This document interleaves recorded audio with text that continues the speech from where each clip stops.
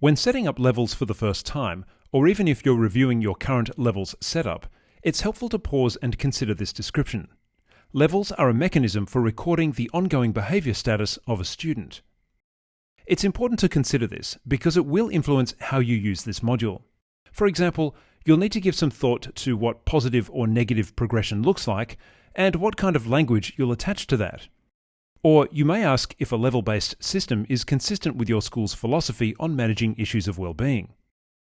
Clicking on Levels reveals that there are 4 sections to consider. It first lands on Level Options.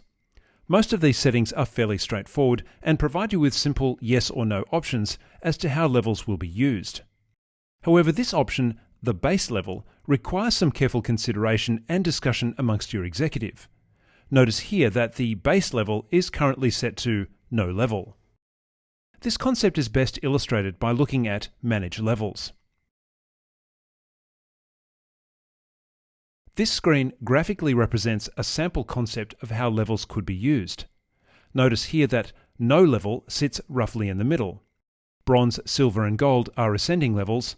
Levels 1 through 5 are descending. Recalling from the Level Options screen that the base level was set to no level, you can see here that all students start at the same level, neither higher nor lower.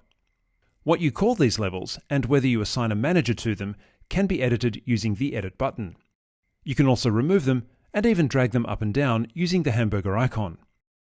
Although this screen looks simple, it will clearly define your level's structure and communicate your philosophy of managing well-being, so it's worth thinking about carefully. It will also affect how you use the next 2 sections. Let's take a look at expired placements. When students are placed on levels, those levels can be set to expire, or not. How you choose to resolve that can be manual or automatic. If it's automatic, you can set the automatic movement here. Note that the options you specified in Manage Levels now become visible. You can choose to move students to no level, effectively resetting them, or you can choose options like Move Up, Down, or to a specific level. You also have options to set whether the placement expires after a certain time, or not at all. Reset Placements allows you to specify when all students or students at a particular level are reset to a different level.